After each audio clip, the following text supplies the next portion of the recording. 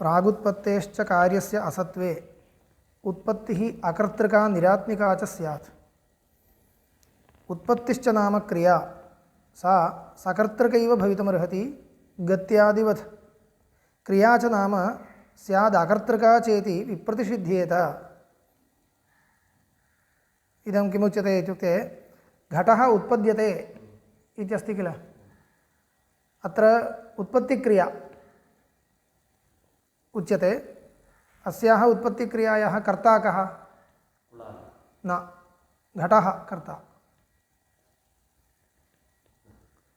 उत्पद्यते उत्पद्यते इति क्रियायाः कः उत्पद्यते इति खलु जिज्ञासा। कः उत्पद्यते, कः गच्छति? देवदत्तः गच्छति। गमनस्य कः कर्ता? देवदत्तः। तद्वत् कः उत्पद्यते इति प्रश्नस्य उत्तरं घटः इति, स एव कर्ता। कुलालस्तु उत्पादयति क्रियायाः कर्ता। उत्पादयति उत्पादनक्रियायाः कर्ता कुलालः। न, उत्पादनम् उत्पत्त्यनुकूलव्यापारः। उत्पत्त्यनुकूलव्यापारः उत्पादनं, तस्य कर्ता कुलालः। उत्पत्तिक्रियायाः कर्ता घटः इति वक्तव्यं। धात्वर्थक्रियाश्रयत्वं कर्तृत्वम् इति लक्षणं स्वीक्रियताम्। तर्हि घटः कर्तृकारकम्, उत्पत्तिक्रियां प्रति कर्तृकारकम् इति वक्तव्यं। सः उत्पत्तेः पूर्वम् अस्ति वा न वा इति पृष्टे अस्ति इति वक्तव्यं। यदि नास्ति तर्हि कथं तस्य कारकत्वं? घटस्य उत्पत्तिक्रियां प्रति कर्तृत्वं, घटस्य खलु उत्पत्तिरुच्यते। तर्हि घटाश्रया सा उत्पत्तिः, घटाश्रिता उत्पत्तिः सा। तर्हि आश्रयेण तेन भवितव्यं, घटेन केनापि रूपेण भवितव्यं। स्थूलरूपेण न भवितुं शक्यते चेत् सूक्ष्मरूपेण भवितव्यं। यदि केनापि रूपेण घटो न वर्तते तर्हि तत्र तस्य उत्पत्तिक्रियां प्रति कर्तृत्वं निरूपयितुं न शक्यते। कः उत्पद्यते? घटः इति वक्तुं सः नास्ति खलु भवन्मते। अस्माकं मते तु सूक्ष्मरूपेण अस्ति इति कृत्वा एतद् उपपादयितुं शक्यते, नो चेत् न इति वदति। प्रागुत्पत्तेश्च कार्यस्य असत्वे उत्पत्तिः अकर्तृका, उत्पत्तिक्रिया अकर्तृका, कर्तारं विना जायमाना, कर्तृनिरपेक्षा स्यात्। निरात्मिका च स्यात्। निरात्मिका इत्यस्य निराश्रया इत्यर्थः। निराश्रया च स्यात्। उत्पत्तिक्रियायाः आश्रयो नास्ति इति स्यात्। उत्पत्तिश्च नाम क्रिया। उत्पत्तिर्नाम काचन क्रिया खलु, सा सकर्तृकैव भवितुमर्हति गत्यादिवत्। कापि क्रिया अकर्तृका नास्ति। क्रिया च नाम स्यात् अकर्तृका च इति विप्रतिषिध्येत। उत्पत्तिक्रिया सकर्तृका न, अकर्तृका एव इत्युक्ते विरोधः भवति। घटस्य च उत्पत्तिरुच्यमाना न घटकर्तृका। तर्हि अन्यकर्तृका इति कल्प्या स्यात्।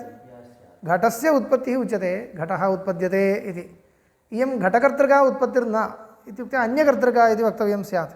इत्युक्ते कपालकर्तृका यद्विद्यते, कपालः वर्तते, कुलालः वर्तते। कपालकर्तृका उत्पत्तिक्रिया घटस्य उच्यते, कुलालकर्तृका उत्पत्तिक्रिया उच्यते। इत्युक्ते कुलालः उत्पद्यते इति प्रयोगापत्तिः, कपालम् उत्पद्यते इति प्रयोगापत्तिः। तथा कपालादीनामपि उत्पत्तिरुच्यमाना अकर्तृकैव कल्प्येत, अन्यकर्तृकैव कल्प्येत। तर्हि किं भवति? कपालस्य उत्पत्तिर्नाम का इत्युक्ते कापालिका एव तत्र कर्त्री इति स्यात्। तथा च सति घटः उत्पद्यते इत्युक्ते कुलालादीनि करणान्युत्पद्यन्ते इत्युक्तं स्यात्। घटः उत्पद्यते इत्यस्य कोऽर्थः?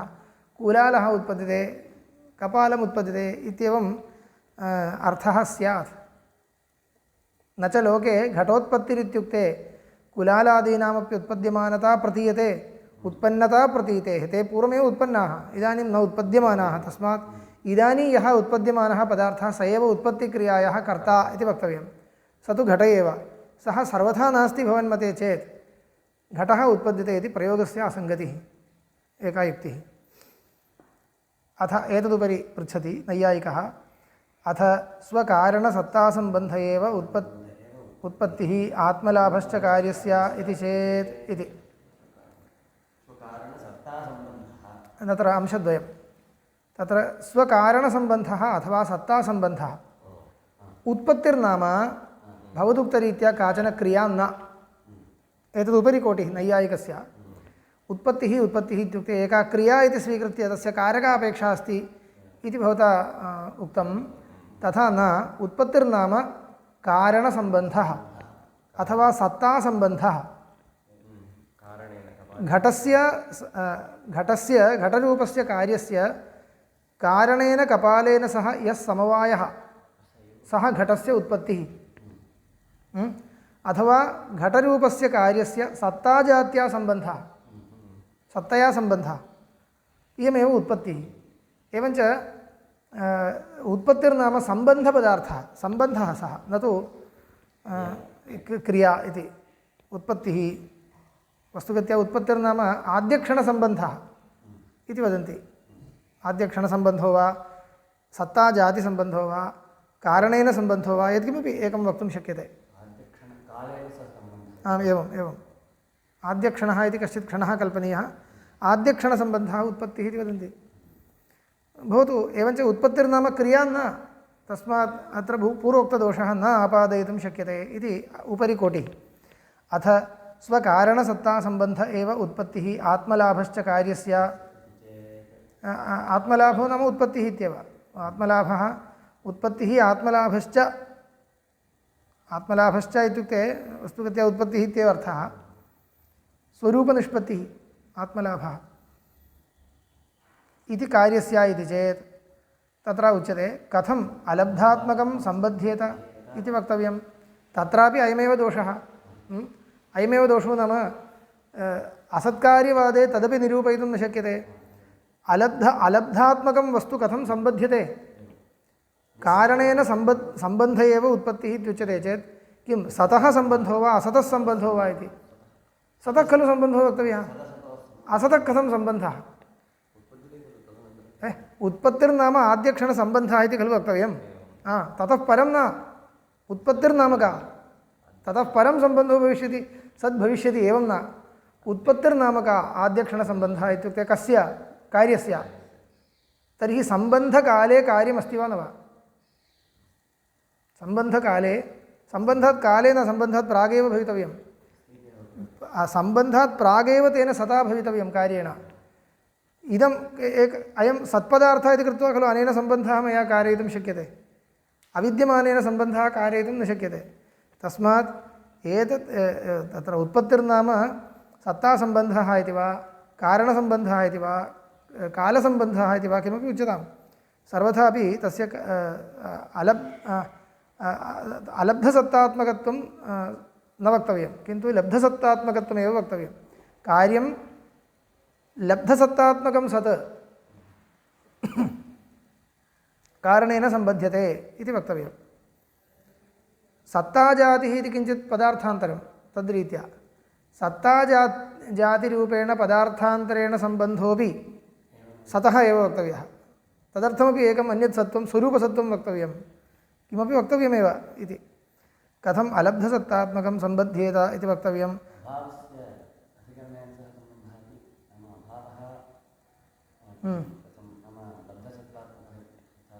अभावविषयेपि क्लेशः एव इदानीं नैयायिकेन किमुच्यते मया प्रागभावः उच्यते इति खलु उत्पत्तेः पूर्वं प्रागभावः वर्तते इति कथयितुमपि प्रागभावः वर्तते इत्यनेन नूतनं किमपि न आगतम् अत्यन्तम् असदित्येव उत्पत्तेः पूर्वं सर्वथा नास्ति इत्येव खलु आशयः तस्य तावदेव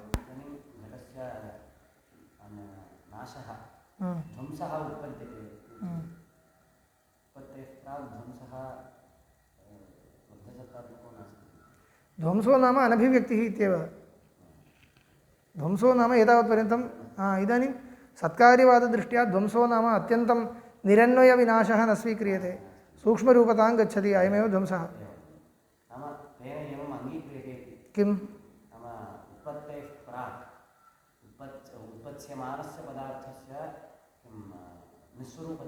तदेव तद् अयुक्तम् इत्येव खलु उच्यते सर्वत्रापि सतोर्हि द्वयोः सम्बन्धः सम्भवति न सदसतोर् असतोर्वा सदसतोः सम्बन्धो न भवति, असतोरपि सम्बन्धो न भवति, वन्ध्यापुत्रस्य शशविषाणस्य च सम्बन्धो न भवति, असतोरपि न भवति, सदसतोरपि न भवति, सतोरेव भवति। अभावस्य च निरुपाख्यत्वात् प्रागुत्पत्तेः इति मर्यादाकारणम् अनुपपन्नम्। अभावस्य च निरुपाख्यत्वात्, अभावोऽपि निरुपाख्यः, अभावपदार्थः निरुपाख्यः, सत्तासम्बन्धशून्यः, असन्नेव। निरुपाख्यत्वात् प्रागुत्पत्तेः, उत्पत्तेः प्राक् अभावः वर्तते इति प्रयोजनं कथनेन प्रयोजनं नास्ति। यतः अभावो नाम निरुपाख्य एव, निरूपयितुम् अशक्यः इत्येव न, असन्निति।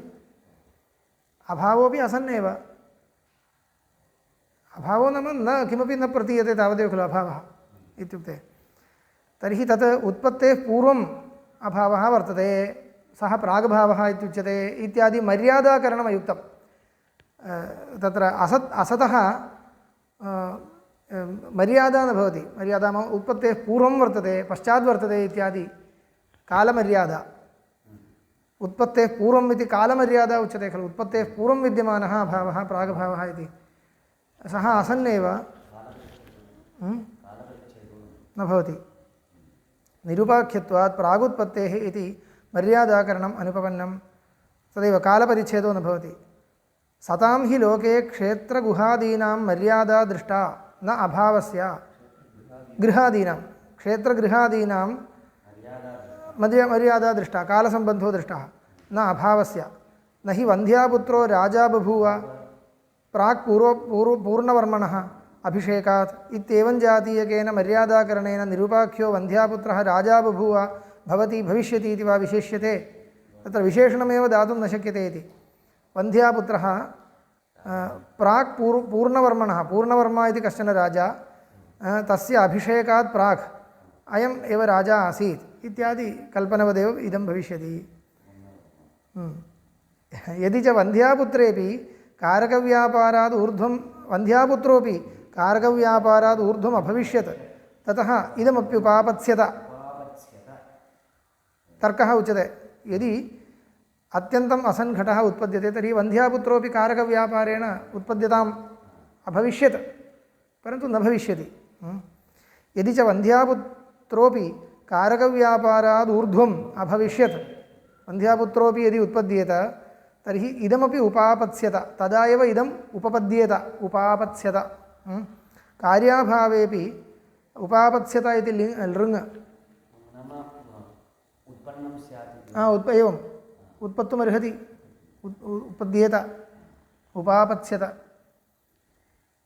कार्याभावेपि कार्याभावोऽपि कारकव्यापारात् ऊर्ध्वं भविष्यति इति। कार्य एवं कार्यस्य एवं तथैव अस्ति। कार्याभावः, कार्यस्य अभावः प्रागभावः निरुपाख्यः कश्चन पदार्थः अङ्गीकृतः, सः कारकव्यापारात् ऊर्ध्वम् इतः परं कार्यं भविष्यति इति स्यात्। कार्याभावोऽपि कारकव्यापारात् ऊर्ध्वं भविष्यति। कार्याभावः कारकव्यापारात् ऊर्ध्वं कार्यं भविष्यति इति स्यात्। ऊर्ध्वं नाम अनन्तरमिति।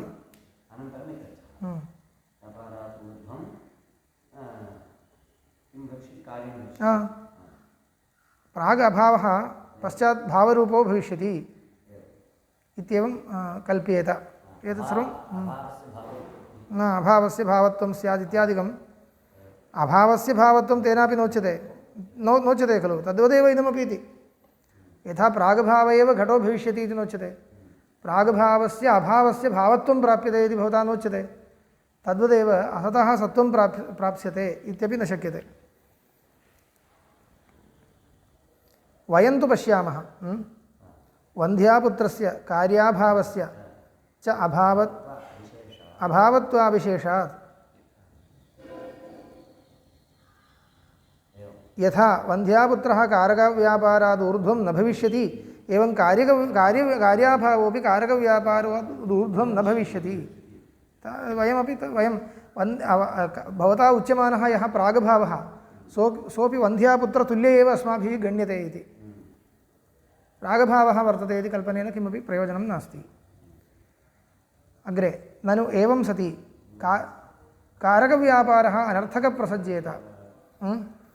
किं सत्कार्यवादे कार्यस्य उत्पत्तेः पूर्वमेव सूक्ष्मरूपेण सत्त्वमस्ति इति यदि उच्यते तर्हि कारकव्यापारः दण्डचक्रादीनां व्यापारः व्यर्थः स्यात् इति चेत् तत्र समाधानं किम्? अभिव्यक्त्यर्थम् इति तदेव उच्यते। यथैव हि प्राक्सिद्धत्वात् कारणस्य स्वरूपसिद्धये न कश्चित् व्याप्रियते एवं प्राक्सिद्धत्वात् तदनन्यत्वात् च कार्यस्य स्वरूपसिद्धये अपि न कश्चित् व्याप्रियेत इत्युक्ते प्रश्नमेव पुनः उपपादयति। प्रश्नम् उपपादयति।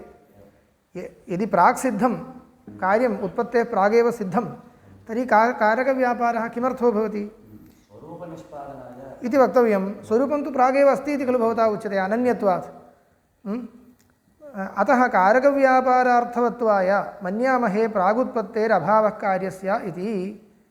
कारकव्यापार अर्थवत्वाय कारकव्यापारस्य सप्रयोजनत्वं वक्तव्यं। तदर्थं वयं किं मन्यामहे? वयं नाम असत्कार्यवादिनः नैयायिकाः किं मन्यन्ते? उत्पत्तेः प्राक् कार्यस्य अभाव एव वक्तव्यः इति मन्यन्ते। नैष दोषः। सत्कार्यवादी समाधानं ददाति नैष दोषः। यतः कार्याकारेण कारणं व्यवस्थापयतः कारकव्यापारस्य अर्थवत्वम् उपपद्यते। कारणं कार्याकारेण व्यवस्थापयति। कारकव्यापारः किमर्थमित्युक्ते कारणं कार्याकारेण व्यवस्थापयितुं मृत्पिण्डं परिणमयितुं मृत्पिण्डं कम्बुग्रीवाद्याकारेण व्यवस्थापनीयं खलु। मृत्पिण्डः व्यवस्थापनीयः। तन्तवः आतानवितानभावेन पटाकारेण व्यवस्थापनीयः। सोऽपि परिणामः एव। पूर्वावस्थापेक्षया उत्तरावस्था परिणामः तावदेव। तत्र रूपान्तरेण उपलभ्यते। तथा रूपान्तरेण उपलब्धिः या अपेक्षते तदर्थं कारकव्यापारस्य सार्थक्यं भवति। यतः कार्याकारेण कारणं व्यवस्थापयतः कारकव्यापारस्य अर्थवत्वम् उपपद्यते। कार्याकारोऽपि कारणस्य आत्मभूत एव अनात्मभूतस्य अनारभ्यत्वादित्यभाणि। इदानीं पृच्छति इति मन्यतां कार्याकारः इति अस्ति खलु। कार्यस्य कश्चन आकारः विशेषः सोऽपि पूर्वमस्ति वा? अस्ति। सोऽपि कारणात्मक एव। एवम् एवम् अस्ति। सत्कार्यवादः तदंशेपि योजनीयः परन्तु तथा अभिव्यक्तिर्नासीत्। इदानीं महान् न्यग्रोधः बीजे तिष्ठति इत्युच्यते। न्यग्रोधस्य यः महान् आकारः सः बीजे अस्ति इति वा? अस्ति इति वक्तव्यं। न तस्य अभिव्यक्तिर्नासीत्। यथा तेन रूपेण इदानीं प्रतीयते तथाविधा प्रतीतिर्नासीत् इति। तत्र एकं वदामि। सत्कार्यवादे पूर्वावस्था उत्तरावस्थां प्रति उपादानमित्येव नियमः। आम् आम्। पूर्वावस्था इत्युक्ते पूर्वावस्थापन्नं वस्तु। अवस्था इति न। पूर्वावस्थापन्नं वस्तु उत्तरावस्थापन्नं वस्तु प्रति उपादानम् इत्येव वक्तव्यम्। एवञ्च कुत्रचित् अस्माकं तत् अत्यन्तं बुद्धौ ग्राह्यं न भवति। यथा महान्यग्रोधवृक्षः बीजे वर्तते। बीजे सूक्ष्मरूपेण वर्तते। उपनिषदि एव उक्तं महान्यग्रोधस्तिष्ठति इति। सः बीजे वर्तते। बीजे वर्तते इत्युक्ते तस्य अत्यन्तं विलक्षणः आकारः। तादृश आकारविशेषोपि बीजे अस्ति वा? अस्ति इति वक्तव्यम्। अन्यथा सत्कार्यवादः भग्नः। सूक्ष्मरूपेण सर्वात्मना अस्ति इति वक्तव्यं। तत्र किं कर्तुं शक्यते? प्रत्यक्षविरोध इव उक्तो भवति। प्रत्यक्षविरोधस्य वस्तुगत्या प्रत्यक्षविरोधः इति तथा न प्रष्टुं शक्यते। यतोहि सूक्ष्मरूपेण अस्ति इति खलु उच्यते। कथं भवता प्रत्यक्षविरोधः पृच्छ्यते? स्थूलरूपेण वर्तते इत्युच्यते चेत् प्रत्यक्षविरोधः प्रष्टव्यः। सूक्ष्मरूपेण अस्ति इत्येव मम जपः। तर्हि प्रत्यक्षविरोधः न प्रष्टव्यः इति। तथापि किञ्चित् हृदयं न प्रविशति इति स्थिते तत्र कोऽपि क्लेशो नास्ति। एतावदेव वक्तव्यं। सत्कार्यवादे या उत्तरावस्था तादृश उत्तरावस्थापन्नं कार्यं प्रति ततः पूर्वावस्था स्वीक्रियताम् पूर्वावस्थापन्नं कार्यम् उपादानम् उपादान उपादेयोः अनन्यत्वम् एतेन प्रयोजनं किमित्युक्ते घटादीनामपि अन्त्यावयवित्वं नास्ति इदानीम् अन्त्यावयवी इत्युच्यते खलु घटः घटं नाशयित्वा चूर्णं क्रियते इति मन्यताम् इदानीं चूर्णं प्रति घटस्य उपादानत्वं पूर्वावस्था कथमासीत् घटावस्था खलु आसीत् कम्बुग्रीवाद्यवस्थापन्नं वस्तु चूर्णीक्रियते भवता घटः चूर्णमापन्नः घटः चूर्णत्वमापन्नः इति प्रतीतिः घटत्वविशिष्टरूपेण स्थितः पदार्थः इदानीं चूर्णत्वविशिष्टरूपेण वर्तते इत्युक्ते पूर्वावस्था कः घटत्वविशिष्टा अवस्था तर्हि घटत्वविशिष्टावस्थापन्नं द्रव्यम् उत्तरावस्थां प्रति उपादानम् इत्येव इतः परं चूर्णं पिण्डीकृत्य घटः क्रियते चेत् चूर्णं घटं प्रति उपादानम् इत्येव एतावदेव अस्माकम् अपेक्षते उत्तरावस्थाम् आपन्नं कार्यं पूर्वावस्थापन्ने वस्तूनि सूक्ष्मरूपेण तिष्ठति आम्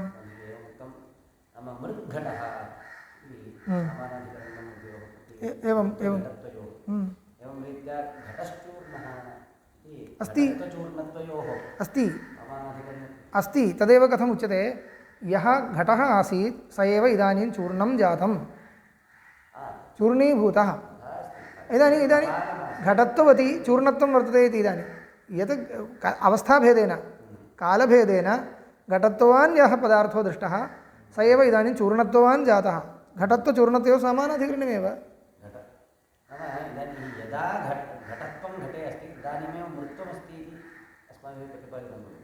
तत्र उपादाने विद्यमानः सर्वोऽपि अंशः कार्यकाले तत्र प्रत्येतव्यः इति नास्ति तथा कोऽपि नियमो नास्ति दधिक्षीरयोर्विषये पश्यतु क्षीरमेव दधिभावम् आपन्नम् इति उच्यते क्षीरं दधि इति तत्र दध्नि क्षीरस्य कोऽपि विशेषो न दृश्येत भवता क्षीरत्वप्रतीतिर्नास्ति दध्नि तथापि सामानाधिकरण्यं नाम एतावदेव पर्याप्तं यत् क्षीरमासीत् तदेव इदानीं दधि उच्यते खलु इयमेव सामानाधिकरण्यप्रतीतिः दध्नि क्षीरत्वप्रतीतिर्नापेक्षते तत्र विद्यमानाः सर्वेपि धर्माः युगपदत्र प्रतीयन्ते इति न अपेक्षते तत् कुत्रापि न निरूपयितुं शक्यते केनापि न निरूपयितुं शक्यते एवमेव कपाले विद्यमानं कपालत्वं कदाचित् घटे नास्ति इति वदेयुः कपालत्वम् अस्ति इत्यपि वदन्ति केचन प्रतीयते इति वदन्ति अस्तु कश्चिदंशः अप्रतीयमानोऽपि भवेत् उपादाने विद्यमानः कश्चिदंशः अप्रतीयमानो वर्तते इत्येतावता उपादानोपादेयभावस्य भङ्गो नास्ति सामानाधिकरण्यनिर्वाहोऽपि एतावानेव अपेक्षते एवञ्च मया किं वक्तुम् आरब्धं न्यग्रोधवृक्षस्य विषये इदानीं यः महावयवः न्यग्रोधवृक्षः प्रतीयते ततः इदानीन्तन अवस्था या वर्तते ततः पूर्वावस्था स्वीक्रियतां ततः पूर्वावस्थायाम् इदानीन्तनन्यग्रोधः सूक्ष्मरूपेण तिष्ठति अनन्यः ताम् अवस्थां प्रति ततः पूर्वावस्थापन्नं कारणम् इत्येवं रूपेण अन्ततो गत्वा अयं बीजावस्थापन्नम् आपन्नः यः न्यग्रोधवृक्षः सः ततः परम् अव्यवहितोत्तरक्षणे या अङ्कुरावस्था उपलभ्यते तदवस्थापन्नं प्रति उपादानं चेत् पर्याप्तं परम्परया इदानीं तर्हि महान्यग्रोधवृक्षः अत्र बीजे तिष्ठति इति अभिप्रायकः परम्परया इदम् अनन्यत्वं वर्तते परम्परया अनन्यत्वम् आगतमेव तदनन्यत्वं तत्कारणे तदनन्यत्वं तत्पूर्वावस्थापन्ने तदन्यत्वं तत्पूर्वावस्थापन्ने इत्येवं रीत्या परम्परया अनन्यत्वम् आगतम् उपादानत्वम् आगतम् एवं बुद्धौ स्थापनीयं सर्वत्रापि तथैव उपादाने या अन्याकारता प्रतीयते सा उपादेये विद्यमान उपादेयस्वरूपस्य आवारिका इत्यपि वेदान्ते व्यवहारः अस्ति उपादेयस्वरूप अभिव्यक्तौ प्रतिबन्धिका कारकव्यापारस्य उपयोगं यदा वर्णयन्ति तदा कश्चन प्रतिबन्धकभावः कल्पनीयः पिण्डाकारता कम्बुग्रीवाद्याकारता प्रतीतेः प्रतिबन्धिका पिण्डाकारता प्रतीतिः पिण्डाकारता प्रतिबन्धिका इति वा पिण्डाकारता प्रतीतिः प्रतिबन्धिका वा आवारिका इत्युच्यते आवारिका प्रतिबन्धिका प्रतिबन्धिका इति वा उच्यताम् आवारिका इति वा उच्यताम् पिण्डाकारता यावत्पर्यन्तं भवता न भज्यते न तावत्पर्यन्तं तत्र घटाकारता न प्रतीयते तर्हि पूर्वं यः विलक्षणः आकारविशेषः आसीत् यः आकारविशेषः कार्यतादशायां कार्यगतेन असाधारणधर्मेण समानाधिकरणः न स्थातुमर्हति अवगतं वा पिण्डाकारता कम्बुग्रीवाद्याकारतया सह स्थातुं नार्हति सा पिण्डाकारता एव इदानीं प्रतिबन्धिका सा नाशनीया एवं तदर्थं कारकव्यापारः इति सा निवर्तनीया एतदर्थं कारकव्यापारः आसीत् तावदेव एवम् इत्यकथनस्य किं कुत्र पर्यवसानम् इत्युक्ते यः आकारविशेषः इति नूतनः भवता अनुभूयते सोऽपि सूक्ष्मरूपेण अस्ति इति एतदर्थं मया उक्तम् अस्तु अग्रे गच्छामः कार्याकारोऽपि कारणस्य आत्मभूत एव कार्याकारोऽपि कथं लिखितं पश्यतु कार्याकारोऽपि कारणस्य आत्मभूत एव कुतः अनात्मभूतस्य अनारभ्यत्वात् यदि अनात्मभूतं स्यात् तर्हि न आरभ्येत न उत्पद्येत इति अभाणि इति उक्तं न च विशेषदर्शनमात्रेण वस्त्वन्यत्वं भवति नैयायिकः पृच्छति इति मन्यतां भोः विशेषतः दृश्यते खलु तर्हि कथं तदपि पूर्वम् आसीत् इति कथम् उच्यते तत्र वक्तव्यं विशेषतः दृश्यते इत्येतावन्मात्रेण वस्त्वन्यत्वं न भवति बहुत्र व्यभिचरितत्वात् न हि देवदत्तः हस्तपादः प्रसारितहस्तपादश्च विशेषेण दृश्यमानोऽपि वस्त्वन्यत्वं गच्छति देवदत्तः सङ्कोचितहस्तपादः पूर्वमासीत् इदानीं प्रसारितहस्तपादः कृतः इति कृत्वा सः अन्यो भवति वा विशेषतः दृश्यते पूर्वापेक्षया विशेषतः दृश्यते स एव इति प्रत्यभिज्ञानात् तथा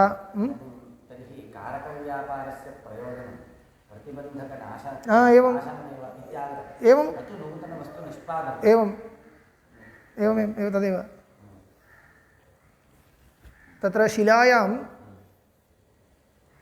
एवं अन्यादृश आकारः भवति सा शिला एव तत्र यदा विग्रहत्वेन शिल्पिना निर्मीयते तत्र विग्रहे यावान् अंशः तत्र अपेक्षते तद् व्यतिरिक्तांशस्य निष्कासनं खलु तेन क्रियते तदेव खलु क्रियते अतः विग्रहः भवति सा तावदेव विग्रहस्य यावान् अंशः यावान् अवयवः अस्माकम् अपेक्षते तदपेक्षया अधिकांशानां निष्कासनं कृतं चेत् एवमेव तत्र तत् विलक्षणाः ये अधिकांशाः ये उपलभ्यन्ते तत्र शिलायां तेषाम् उपलब्धिरेव तत्र विग्रहोपलब्धौ प्रतिबन्धिका स एव इति प्रत्यभिज्ञानात् तथा प्रतिदिनम् अनेक संस्थानानामपि पित्रादीनां न वस्त्वन्यत्वं भवति पित्रादयः इत्युक्ते पिता इत्यत्र तात्पर्यं नास्ति मनुष्याः वा प्रतिदिनम् अन्यरूपेण दृश्यन्ते शरीरेण कृतं शरीरोपि शरीर अवस्था संस्थानं कदाचित् भिन्नं स्यात्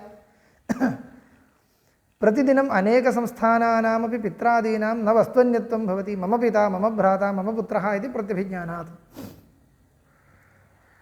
जन्मोच्छेदानन्तरितत्वात् तत्र युक्तं न अन्यत्र इति चेत् तत्र जन्म उच्छेद अनन्तरितत्वात् तत्र जन्मन प्रभृति पिता सहैव तथैव दृश्यते मरणपर्यन्तं तथैव दृश्यते इति कृत्वा तथा भवति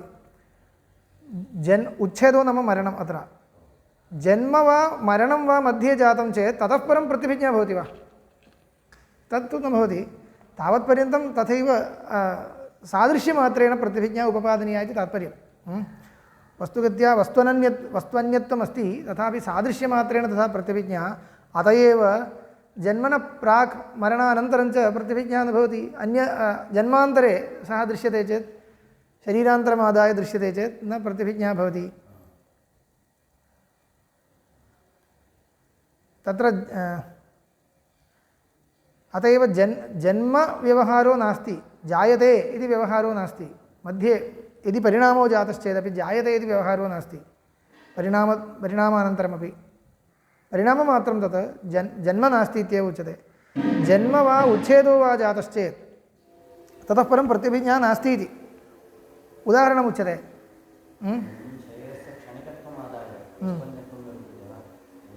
आम् आम् एवं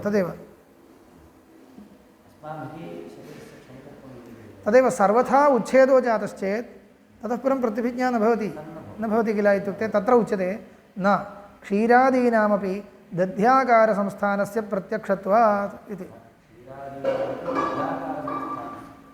प्रत्यक्षत्वात् तत्र सर्वथा उच्छेदः इति किं विवक्षितम् इत्युक्ते पूर्वावस्थां प्रति प्रत्यानेतुम् अशक्यत्वम् उदाहरणं वदामि मृत् घटः क्रियते घटः पुनः अपि मृद्भावम् आपादयितुं शक्नुमः परन्तु क्षीरं दधिभावम् आपन्नं चेत् पुनः क्षीरार्थी पुनः दध्नः क्षीरभावं सम्पादयितुं न प्रभवति न शक्यते क्षीरस्य दधिभावे जाते पुनः मम क्षीरमेव भवतु इत्युक्ते दधि क्षीरं कर्तुं न शक्यते एतादृशपरिणामो जातः अयं परिणामविशेषः तावदेव एतादृशपरिणामे जाते सत्यपि तत्र प्रत्यभिज्ञा अस्ति क्षीरादीनामपि दध्याद्याकारसंस्थानस्य प्रत्यक्षत्वात् क्षीरादीनामपि दध्याद्याकारसंस्थानस्य प्रत्यक्षत्वात् दध्नि क्षीरावयवाः वर्तन्ते क्षीरे दध्यवयवाश्च वर्तन्ते क्षीरमेव भवन्ति उभयत्र वस्तुगत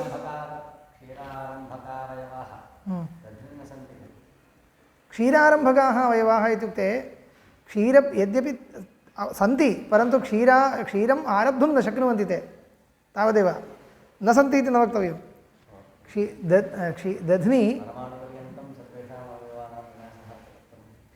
मया इदानीं तेषां प्रक्रियां स्वीकृत्य उक्तं तेषां प्रक्रियां स्वीकृत्य उच्यते चेदपि तेषां नाम वैशेषिकाणां प्रक्रियां स्वीकृत्य उच्यते चेदपि क्षीरावयवाः दध्नि वर्तन्ते इति स्वीकर्तव्यं परन्तु तैः अवयवैः पुनः क्षीरारम्भः कर्तुं न शक्यते इति किञ्चित् क्लेशः वर्तते स्थितिरस्ति तावदेव एवञ्च क्षीरस्य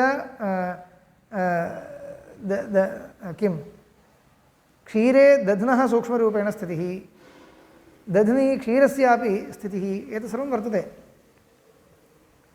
परस्परपरिणामस्तु क्वचित् न सम्भवति इति वस्तुस्वभावः तावदेव क्षीरादीनामपि दध्याकारसंस्थानस्य प्रत्यक्षत्वात् दध्नि यः आकारविशेषः सः क्षीरे प्रत्यक्षः सूक्ष्मरूपेण वर्तते इति सूक्ष्मरूपेण न प्रत्यक्षः इत्येव उक्तं प्रत्यक्षः इत्यपि वर्तते प्रतीतिरपि अस्ति इदानीं तदादायापि नोक्तं क्षीरे भविष्यतः दध्नः कश्चित् स्वभावः प्रत्यक्षः एवं परीक्षकाणां ज्ञायते तत् क्षीरादीनामपि दध्याद्याकारसंस्थानस्य प्रत्यक्षत्वात् अदृश्यमानानामपि वटधानादीनाम् इदमपि आगतम् अदृश्यमानानामपि वटधानादीनां वटवृक्षस्य बीजं बीजं वटधानादीनां समानजातीय अवयवान्तरोपचितानाम् अङ्कुरादिभावेन दर्शनगोचरतापत्तौ जन्मसंज्ञा पश्यतु क्षीरादौ परीक्षकैः सूक्ष्मं परीक्ष्यमाणे भविष्यतः दध्नेः सूक्ष्मं रूपं तत्र प्रत्यक्षतया द्रष्टुं शक्यते क्षीरादौ अत्र महतः वटवृक्षस्य रूपं बीजे द्रष्टुं शक्यते वा इत्युक्ते उच्यते न दृश्यते चेदपि अदृश्यमानानामपि वटधानादीनां समानजातीय अवयवान्तरोपचितानाम् अङ्कुरादिभावेन दर्शनगोचरतापत्तौ जन्मसंज्ञा तत्र अङ्कुरादिभावेन यदा उपलभ्यते तदा एव जन्म इति व्यवहारः अदृश्यमानत्वं वटवृक्षस्य नोच्यते किन्तु वटधानायाः धानानां वटधानादीनाम् अदृश्यमानानामपि बीजादपि सूक्ष्मावस्था तत्र एवमेव आगतं बीजं पुनः भेदनं क्रियते चेत् धानाः किमस्ति किमस्त्र पश्यसि इति किमपि न भगवन् भगवः इति एवमागतं खलु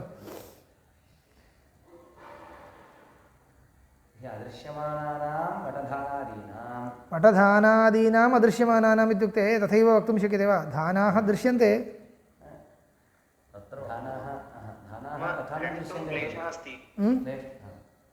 अन्वय इव इमे इमा धानाः भगवन्ति इत्यादि उक्तं खलु अत्यन्तम् अन्वय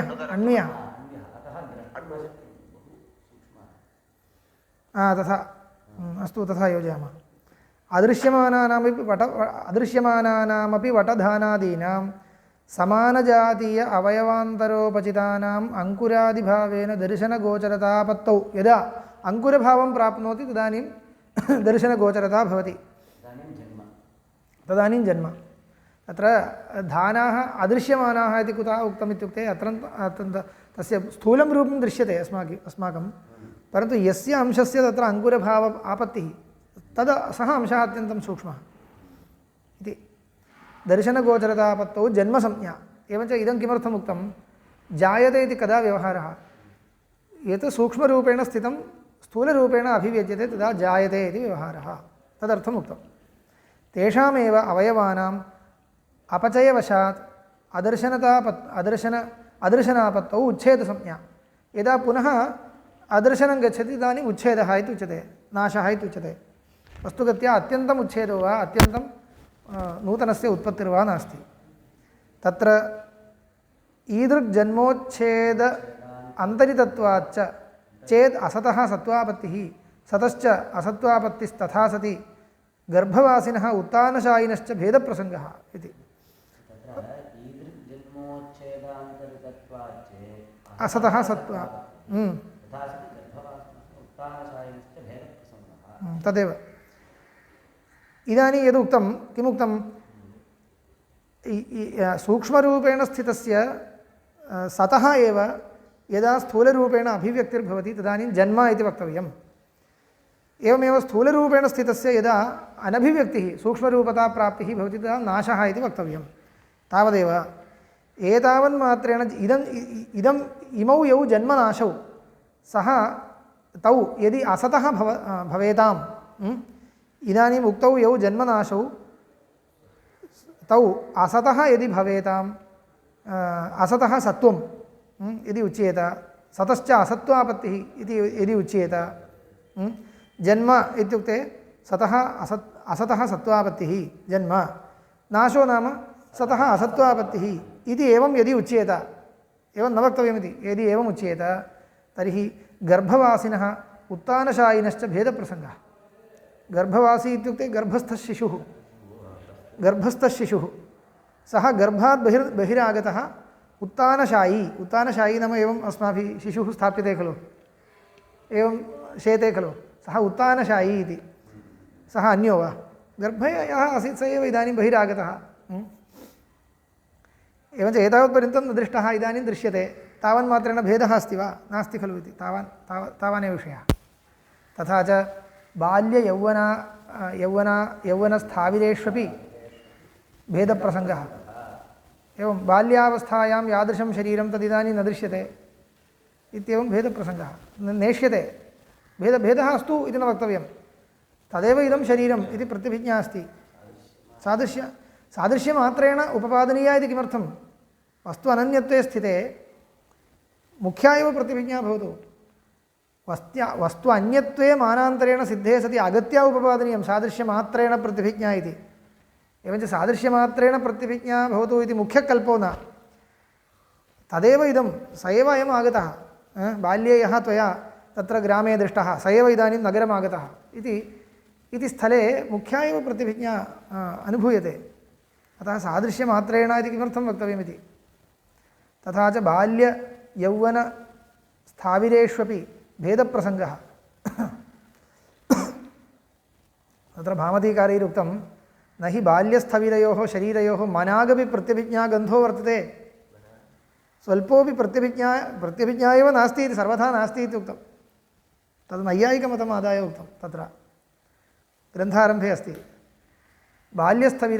स्थविरयोर्शरीरयोः मनागपि प्रत्यभिज्ञा गन्धो नास्ति प्रत्यभिज्ञायाः गन्धोपि नास्ति इति प्रत्यभिज्ञा सर्वथा नास्ति इति सत्यं खलु बाल्ये विद्यमानस्य शरीरस्य चित्रे दृश्यताम्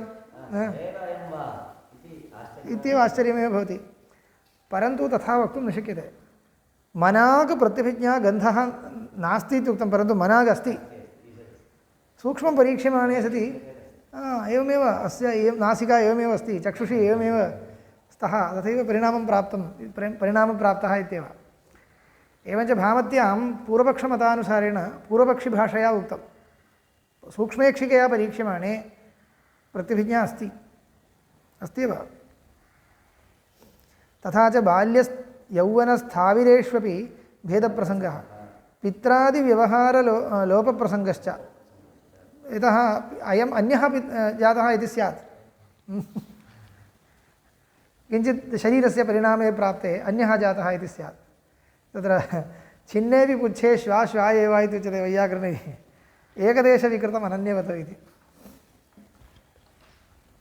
एतेन क्षणभङ्गवादः प्रतिपदितव्यः क्षणभङ्गवादः दूरनिरस्तः इदानीं क्षणभङ्गवादः बौद्धानां क्षणे क्षणे वस्तु भिन्नम् इति तत् इतोपि अधिकं तेषां मतं क्षणे क्षणे वस्तु भिन्नम् इति तैः उच्यते तद् दूरनिरस्तं यतः नैयायिकानां मते क्षणे क्षणे भिन्नमिति तैः नोच्यते कतिचित् क्षणपर्यन्तम् एकः अवयवी तिष्ठति अनन्तरं परिवर्तते इति तदेव सम्यक् नास्ति इत्युक्ते क्षणे क्षणे परिवर्तते इति पक्षस्तु दूरतः परित्याज्यः इति भविष्यति यस्य पुनः प्रागुत्पत्तेरसत्कार्यं तस्य निर्विषयः कारकव्यापारः स्यात् इदानीम् अस्माकमुपरि चोद्यं यत् कृतं भवता तद् भवतः उपरि एव कर्तव्यम् उत्पत्तेः पूर्वम् अत्यन्तम् असत् निरात्मकं कार्यम् इति यदि उच्यते तदानीमेव कारकव्यापारस्य वैयर्थ्यं स्यात् कुतः अभावस्य विषयत्व अनुपपत्तेः कारकव्यापारस्य विषयः कः इदानीम् असन्घटः इति वक्तव्यम् असति कारकव्यापारस्य कारकसम्बन्धो न कर्तुं शक्यते दण्डचक्रादिसम्बन्धः तस्मात् अभावस्य च विषयत्वानुपपत्तेः विषयत्वं नाम कारकव्यापारविषयत्वम् अनुपपत्तेः आकाशस्य हननप्रयोजनखड्गाद्यनेकायुध आयुधप्रसक्तिवत् प्रयुक्तिवत् प्रसक्तिवत् इत्यस्ति अत्र अस्तु प्रसक्तिर्वा प्रयुक्तिर्वा एतद् यथा न सम्भवति हननप्रयोजनः यः खड्गाद्यायुधप्रयोगः हननप्रयोजनः यः खड्गाद्यायुधप्रयोगः सः गगने न सम्भवति यथा समवायिकारणविषयः अस्तु एतदुपरि नैयायिकस्य प्रश्नः समवायिकारणविषयः कारकव्यापारः स्यात् कारकव्यापारस्तु समवायिकारणविषयकः सः वर्तते खलु समवायिकारणं कपालं तद्विषये एव कारकव्यापारः इति चेत् न अन्यविषयेण कारकव्यापारेण अन्यनिष्पत्तेरतिप्रसङ्गात् कारकव्यापारः यद्विषयकः तस्य निष्पत्तिः इति वक्तव्यम् अन्यविषयकेण कारकव्यापारेण अन्यन्निष्पद्यते इत्युक्ते अतिप्रसङ्गो भवति समवायिकारणस्यैव आत्मातिशयः कार्यम् इति चेत् समवायिकारणस्यैव कश्चन अतिशयः कार्यं समवायिकारणं कपालं तस्यैव कश्चन अतिशयः कार्यम् इत्युच्यते चेत् न सत्कार्यतापत्ते भवता शब्दान्तरम् उक्तं तावदेव इदमेव अङ्गीक्रियते मया समवायिकारणस्यैव कश्चित् अतिशयः कार्यमिति कोऽयम् अतिशयः नाम पूर्वोक्तं प्रष्टव्यं तदेव सूक्ष्मरूपेण तिष्ठति इत्येव अन्ततो गत्वा पर्यवस्यति सत्कार्यवादापत्तेः तस्मात् क्षीरादीन्येव द्रव्याणि दध्यादिभावेन अवतिष्ठमानानि कार्याख्यां लभन्ते क्षीरादीन्येव द्रव्याणि दध्यादिरूपेण यदा तिष्ठन्ति तदानीं कार्यम् इति संज्ञां लभन्ते इति न कारणाद् अन्यत् कार्यं वर्षशतेनापि शक्यं निश्चेतुम् एवं वर्षशतम् उपविश्य वादः क्रियते चेदपि भवदीयपक्षः निश्चेतुं न शक्यते तथा मूलकारणमेव अन्त्यात् कार्यात् तेन तेन तेन तेन तेन तेन इत्यस्ति खलु तेन तेन कार्याकारेण नटवत् सर्वव्यवहारास्पदत्वं प्रतिपद्यते नटवत् नटः यथा अद्य एकं वेषं स्वीकरोति श्वः अन्यं वेषम् इतिवत् व्यवहारास्पदत्वं प्रतिपद्यते एवं युक्तेः अन्त्यात् कार्यात् इत्यस्य मूलकारणमेव अन्त्यात् कार्यात् तेन तेन कार्याकारेण अन्त्यात् कार्यात् अन्त्यात् इति कर्तव्यं स्यात् अन्त्यात् अन्तिमपर्यन्तं यावद् व्यवहारम् इति यावद् व्यवहारं तत्तत् कार्यभावेन व्यवतिष्ठते इति एतावत्पर्यन्तं युक्तेः इत्यस्य व्याख्यानं सूत्रे युक्तेः शब्दान्तराच्च इति आसीत् सूत्रं तत्र युक्तेः कुत्र युक्तिः कार्यकारणयोरनन्यत्वे युक्तिः तदेव एतावत्पर्यन्तम् उक्तम् इति एवं युक्तेः कार्यस्य प्रागुत्पत्तेः सत्वम् अनन्यत्वं च कारणाद् अवगम्यते शब्दान्तराच्चैतदे एतदवगम्यते पूर्वसूत्रे असद्व्यपदेशिनः शब्दस्य उदाहृतत्वात् शब्दः स एव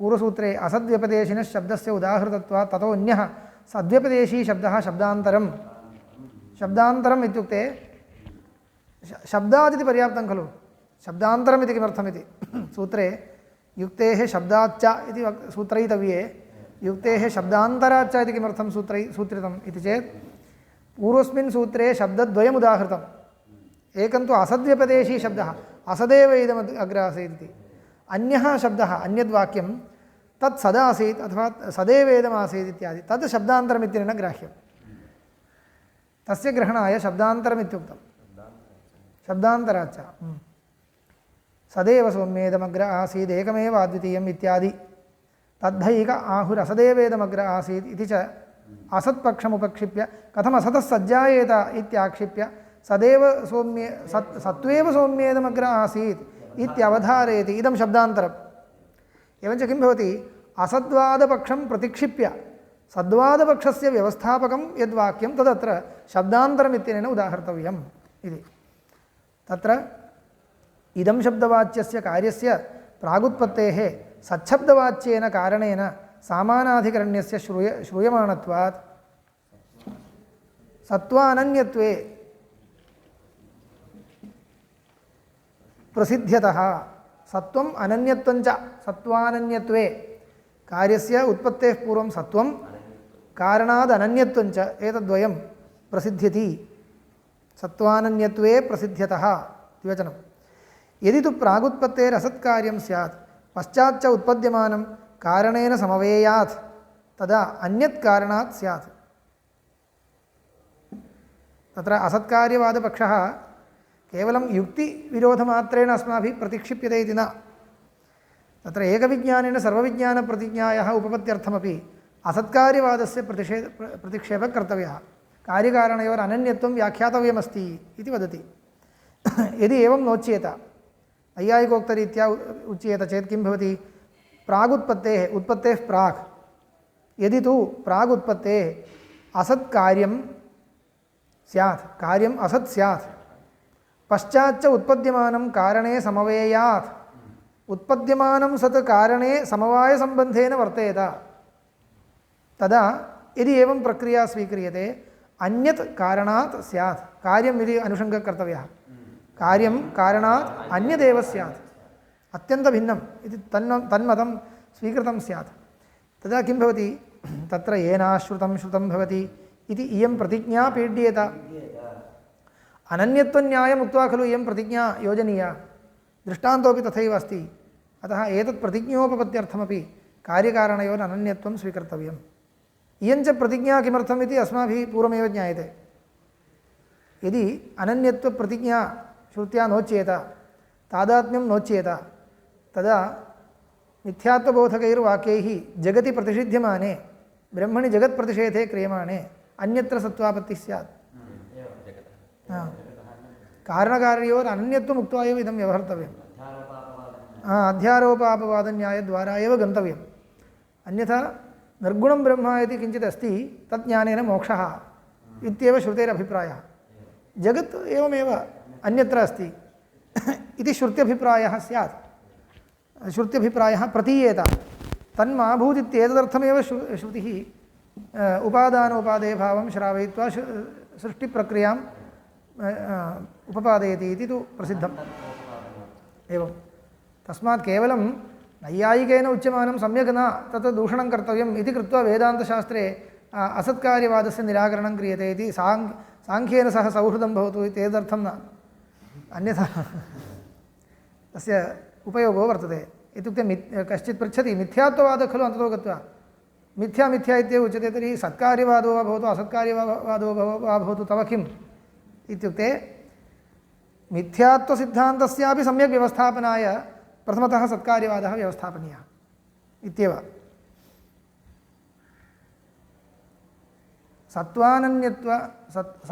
सत्त्वानन्यत्वावगतेस्तु इयं प्रतिज्ञा समर्थ्यते। सत्त्व अनन्यत्वावगतेः, सत्त्वम् अनन्यत्वं, सत्त्वं कार्यस्य उत्पत्तेः पूर्वं कारणे सूक्ष्मरूपेण सत्त्वम्, एवम् अनन्यत्वम् एतस्य अवगतेः तु इयं प्रतिज्ञा समर्थ्यते। सत्त्वानन्यत्वावगतेस्तु इयं प्रतिज्ञा समर्थ्यते। इयं प्रतिज्ञा अपि सत्त्व अनन्यत्व अवगतेः हेतोः समर्थ्यते। वेगेन पठामः, सूत्रद्वयमेव अस्ति, अधिकरणं समाप्यते, तावदेव, अत्र महान् विशेषः कोऽपि नास्ति। पटवच्च यथा च संवेष्टितः पटः न व्यक्तं गृह्यते।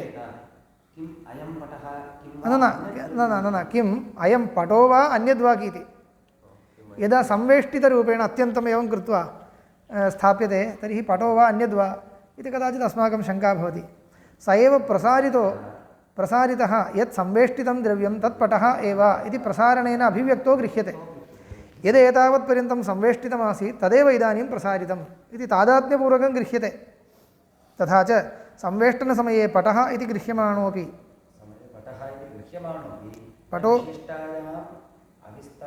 न विशिष्ट आयामविस्तारो गृह्यते। इदानीं स्थलद्वयम् उच्यते। कदाचित् अस्माकं पट इत्येव न गृह्यते संवेष्टनदशायां, प्रसारणदशायां तु पटः इति गृह्यते। कदाचित् तु संवेष्टनदशायामपि पटः इति गृह्यते, पटः इति गृह्यते इति मन्यतां, तदानीमपि कियान् अस्य पटः विस्तृतः इति तु न गृह्यते। एवं तत्र वस्त्रापणे प्रदर्शयन्ति खलु ते एतत् विस्तृतं वर्तते पश्य इति, तर्हि तत्र प्रसारणे कृते एतावान् आयामविस्तारः अस्य अस्ति इति ज्ञायते। इदानीं सः आयामविस्तारः वेष्टनदशायाम् आसीद् वा न वा?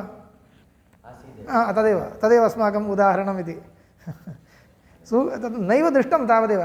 एतावान् विस्तृतः अयं पटः इति मया न चिन्तितम्। इदानीं यदा भवता प्रदर्शितं सम्यक् अस्ति इति वस्त्रापणे उच्यते खलु तद् सः आकारविशेषः तत्र अस्ति वा?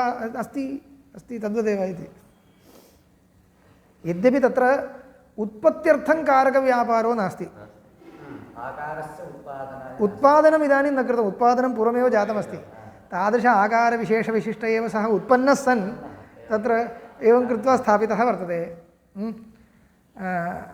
एवञ्च तत् केवलं प्रसारणमात्रं, हस्तेन प्रसारणमात्रं कर्तव्यं तावदेव। अस्माकं तु अनुगतरूपेण एतावदेव वक्तव्यं।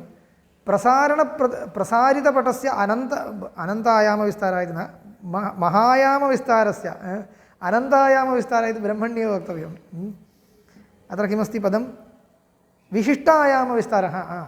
विशिष्टायामविस्तारत्वप्रतीतौ यत् प्रतिबन्धकं पटे विशिष्ट आयामविस्तारत्वप्रतीतौ यत् प्रतिबन्धकं तस्य अपनयनाय कारकव्यापारः इत्येव। तच्च प्रतिबन्धकं द्वेधा। विशिष्ट आयामविस्तारस्तु निर्मातव्यः कदाचित्। इत्युक्ते निर्मातव्यो नाम किं भवति? तन्तुरूपेण स्थितस्य पटस्य विशिष्ट आयामविस्तारः सम्पादनीयो वा? तर्हि तत्र कुविन्दस्य अपेक्षा वर्तते। कुविन्दस्य सामग्री सा अपेक्षते। इदानीं वस्त्रापणे स्थापितस्य पटस्य तत्र संवेष्टितरूपेण स्थितस्य पटस्य विशिष्टायामविस्तारः द्रष्टव्यश्चेत् कुविन्दस्य अपेक्षा नास्ति तत्र एवं प्रसारणं कृतं चेत् पर्याप्तम् अयमपि कारकव्यापारः एव एवञ्च कारकव्यापारस्य बहुविधत्वमस्तु तस्य कार्यञ्च भिन्नं भवतु स्थितिस्तु इयमेव इति तुल्यं तद् अनुगतरूपेण उच्यते चेत् तावदेव अस्माभिः चिन्त्यते विशिष्ट विस्तारत्वप्रतीत्यर्थं यत् कर्तव्यं तत् क्रियताम् तत् कुविन्दव्यापारो वा आपणिकव्यापारो वा यः कोऽपि व्यापारो भवतु एतदर्थं यत् क्रियते तत् क्रियताम् अस्ति अस्ति अस्ति तद्दृष्टान्तेन तदर्थं पटवच्चा इत्युक्तम् इति सत्कार्यवादिनां वादः यथा च संवेष्टनसमये पट इति गृह्यमाणोऽपि न विशिष्ट आयामविस्तारो गृह्यते स एव प्रसारणसमये विशिष्ट आयामविस्तारो गृह्यते न संवेष्टितरूपाद् अन्योऽयं भिन्नपटः इति एवम् अनेन दृष्टान्तेन तन्त्वादिकारणावस्थं पटादिकार्यम् अस्पष्टं सत् तुरीवेम कुविन्दादिकारकव्यापारादिभिर्व्यक्तं स्पष्टं गृह्यते अतः संवेष्टितप्रसारितपटन्यायेनैव अनन्यत्वम् अनन्यत् कारणात् कार्यम् इत्यर्थः यथा च प्राणादि तावदेव यथा च प्राणादि उदाहरणान्तरं तावदेव यथा लोके प्राणापानादिषु प्राणभेदेषु प्राणायामेन निरुद्धेषु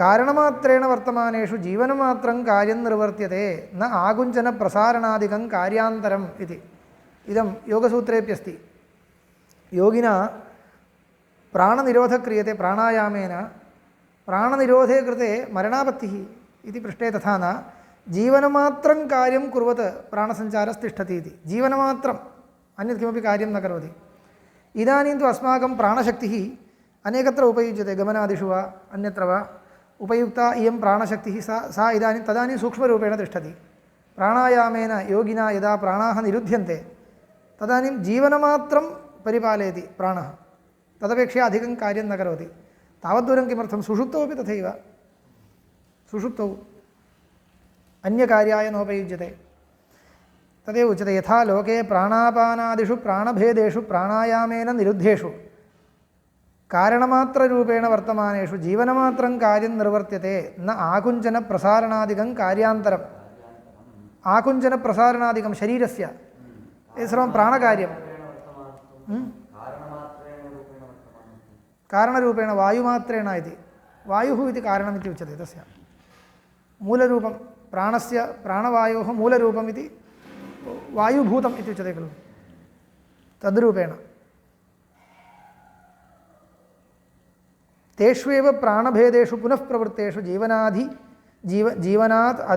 जीवनादधिकम् आकुञ्चनप्रसारणादिकमपि कार्यान्तरं निर्वर्त्यते स एव योगी यदा व्यवहरति तस्मिन् काले शरीरस्य आकुञ्चनप्रसारणादिकं करोति तत्तु तदानीं प्राणकार्यमेव तदानीं निर्वर्त्यते न च प्राणभेदानां प्रभेदवतः प्राणादन्यत्वं प्रभेदवान् यः प्राणः सूक्ष्मरूपं तदपेक्षया अन्यत्वं नास्ति खलु प्राणभेदानां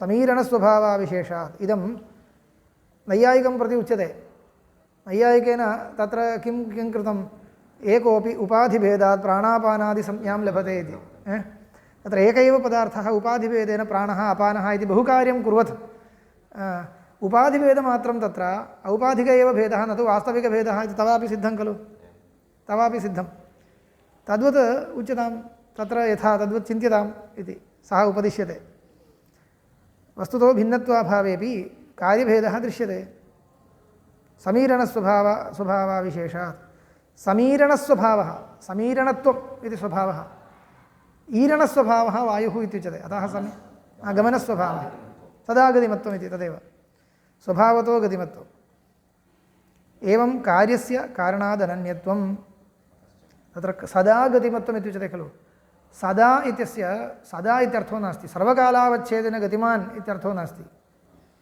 असति बाधके गमनशीलत्वं विवक्षितं बाधकाभावे गच्छत्येव इति अन्यथा तत्र बद्ध्वा स्थापितः वायुः वर्तते, सः न गच्छति, तत्रैव तिष्ठति, स्तिमितः तिष्ठति। अन्तः गच्छति इति नास्ति, तत् स्तिमितः तिष्ठति इत्येव। असतिप्रतिबन्धके गच्छति, गमनं स्वभावः। मूर्तपार्थिवपदार्थानां तु स्थितिस्वभावः खलु। असतिबाधके इदं यत्र स्थापितं तत्रैव तिष्ठति, तद्वैलक्षण्यमस्ति अस्ति। असतिप्रतिबन्धके गच्छति इति स्वभावः।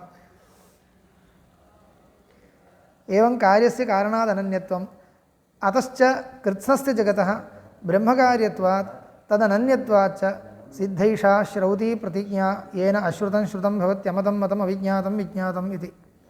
ब्रह्मण जगतः ब्रह्मानन्यत्वात् अश्रुतं श्रुतं भवति इत्यादि प्रतिज्ञा उपपादयितुं शक्यते इत्येव। तत्र एकं सत्कार्यवादिनां खण्डनाय यदा असत्कार्यवादी पृच्छति, एतदुपरि एक एव प्रश्नः तेन क्रियते। असतः न सतः इयम् अभिव्यक्तिरस्ति खलु, सा सती वा असती वा इति मया पूर्वमेव उक्तमिदं। सतः अभिव्यक्त्यर्थं कारकापेक्षा इति भवता उच्यते। अस्तु, इयम् अभिव्यक्तिः सती वा असती वा? तदेव विशेषरूपेण या अभिव्यक्तिः सा सती वा असती वा इति पृष्ट्वा सापि यदि सती इत्युच्यते तर्हि पुनः कारकव्यापारः व्यर्थः स्यात्। अभिव्यक्तेरभिव्यक्त्यन्तरमस्ति इत्युच्यते चेत् अनवस्था स्यात्। अवगतं खलु? अभिव्यक्तिरपि सती, सत्यं, सापि सती इत्युक्त्वा तर्हि कारकव्यापारः व्यर्थः। तर्हि कारकव्यापारः इत्यन्तरं कल्पनीयं खलु। अयं क्लेशः। अभिव्यक्तिः सूक्ष्मरूपेण अस्ति इति वक्तव्यं, परन्तु तर्हि कारकव्यापारः किमर्थम्? अभिव्यक्तेरभिव्यक्त्यर्थम् इति। सा पुनः सती वा असती वा तर्हि अनवस्था भविष्यति। तर्हि अतः असत्कार्यवादः स्वीकर्तव्यः इति कः वदति? नैयायिकः वदति। एवञ्च अभिव्यक्तिः सती वा इति पृष्टे प्रथमतः उत्तरम् इदमेव वक्तव्यम्। अभिव्यक्तिर्नाम भवदुक्तरीत्या वृत्तिविशेषः, सापि सती एव। कारकव्यापारः तर्हि किमर्थम्? अभिव्यक्तेरभिव्यक्त्यर्थम् इति। तर्हि अनवस्था भवति। तस्मात् सत्कार्यवादः अनुपपन्नः। अयं समीचीनः प्रश्नः। एतस्य प्रश्नस्य खण्डनाय उत्तरं नास्ति अस्य।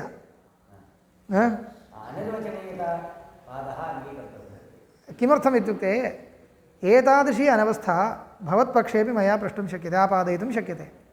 कथम् इत्युक्त्वा, नाम वेदान्तमतं प्रति यद् आगमनकाले अनिर्वचनीयता इति वक्तव्यं। साङ्ख्यतत्त्वं यदा उच्यते तदानीम् अनिर्वचनीयता इति न वक्तव्यं खलु। तदानीं किं कर्तव्यं?